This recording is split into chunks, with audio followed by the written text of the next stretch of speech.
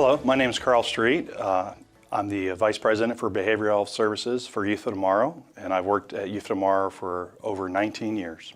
Carl, we're going to hear a story in a second, but what makes this campus and Youth of Tomorrow so special? The thing I love most about Youth of Tomorrow is its love and care for others.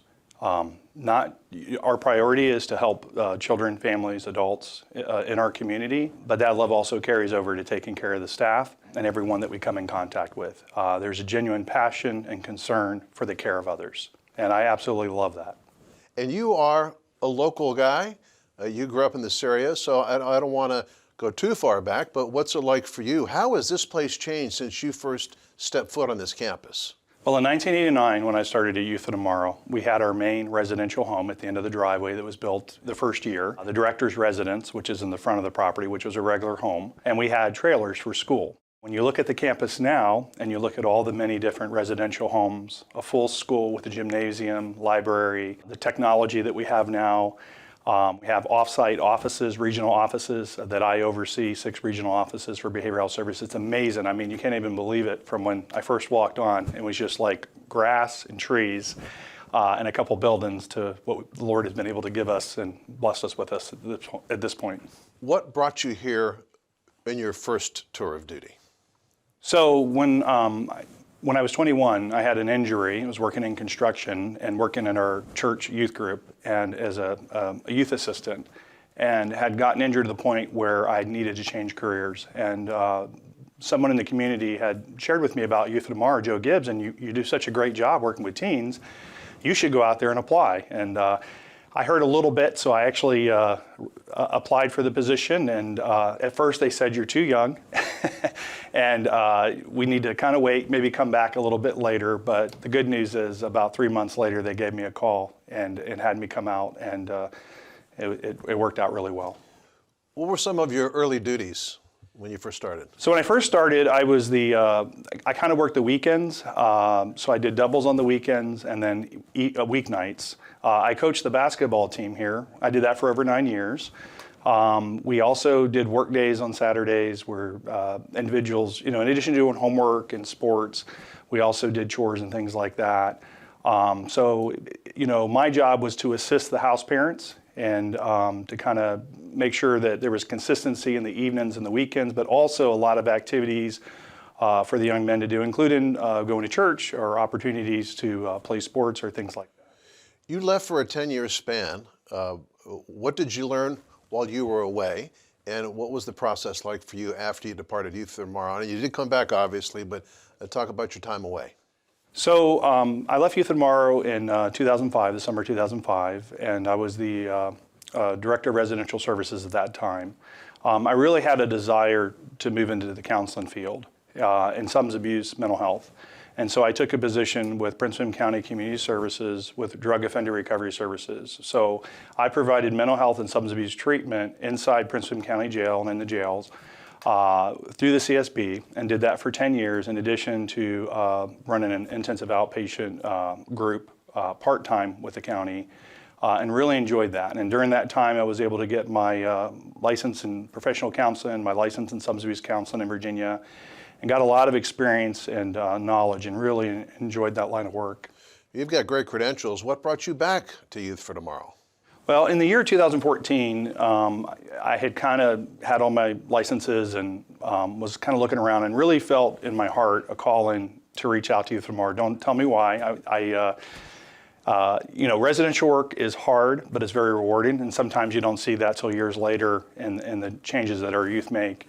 But I had this desire to, really serve again, kind of a calling from the Lord, I believe. So I reached out to Dr. Tinsley and was connected with Dr. Gaskins, and then Dr. Jones set up an interview. I will tell you this, when I interviewed, I did not know what I was interviewing for. I just knew that the Lord was calling me to come back out here. This kind of also fell in the same weekend, that Friday, where I went down to Liberty University and Joe Gibbs was speaking at a men's event. And so I interviewed that day at 4, and then that night I was listening to Joe Gibbs in an event in Liberty University. So I kind of felt like it was meant to be. And what were your impressions when you returned to campus? A lot had changed. Yes, a lot of change. So the biggest thing I saw is the leadership and the education, the experience, and the program had expanded beyond residential. There was a Mommy and Me program, Girls on a Journey program addressing human trafficking, the UIM program. They had started TDT in providing support services in Prince William County schools. And so I was just really excited. And then behavioral health services, which I did not even know they were doing. And they had 2 offices they had launched in 2012, and they were looking for somebody to take that over, which is what I was interviewing for. I think we're in the business of not just changing lives, but saving lives. And we've seen a lot of individuals who have been in despair and felt hopeless and helpless. And we've been able to kind of fill in that gap and be available, be present, and being able to connect individuals and make sure they're getting the help they need, the services they need to stay safe. I think that's been really important. I think probably that's the most important thing as I kind of look at this job is if not us, then who? And it is a calling and a mission, and our staff are very professional and very caring and kind of go above and beyond to make sure that the individuals we serve are safe. And the growth of the youth home, you mentioned the Mommy and Me program and the trafficking issues that are being addressed. Did you ever think that this youth home that started with that one home would grow into what it's become?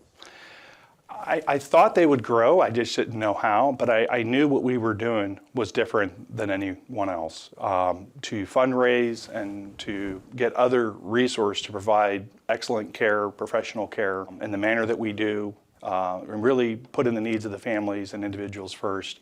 I just knew we had a really good thing. We had a lot of room on our campus, but I just didn't know how that was going to transform.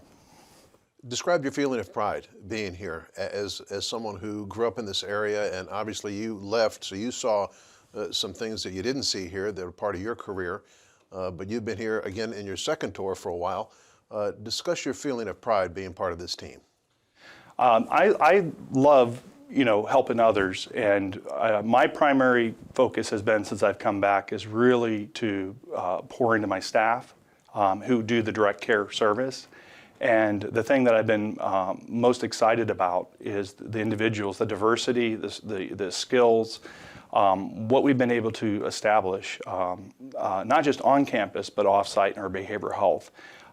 With individuals, we serve ages 5 to adult, and we do have slide-in scale and options available if individuals can't afford it. And I think the level of care and what we do, I've just been really, I feel blessed. It's not pride, I just feel I've been very blessed to have the team I have and be able to be a part of this.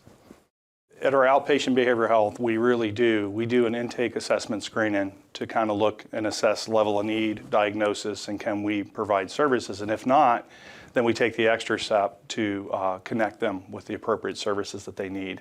So I do have a lot of experience, but I also have on-site directors who have a lot of experience. Most of my on-site directors have 10+ experience in providing clinical services in different settings. And so we do staff cases, we do look at making sure whatever we provide, it's the appropriate level of care, and if we need to hand them off to somebody or step them down, we can do that also. Certainly changed lives and saved lives. How has working here changed your life? Well, I am a very creative, energetic individual, and it is a great setting for me because I want to help people, and being able to create a program and kind of build what we built, it uses a lot of my strengths and gifts that I have, and the impact, being able to help others in that process is just like a bonus. And so I feel like it's a really a good, to be honest with you, I never imagined myself coming back to Youth tomorrow, but I am so thankful that I answered the Lord's calling because I did not know what He had in store for me when I came back. Like I said, when I interviewed, I didn't even know what I was interviewing for when I came in, and then Dr. Jones had kind of explained it to me, and I was like, that's perfect. I didn't really want to do residential again, but I would do whatever the Lord asked me to do.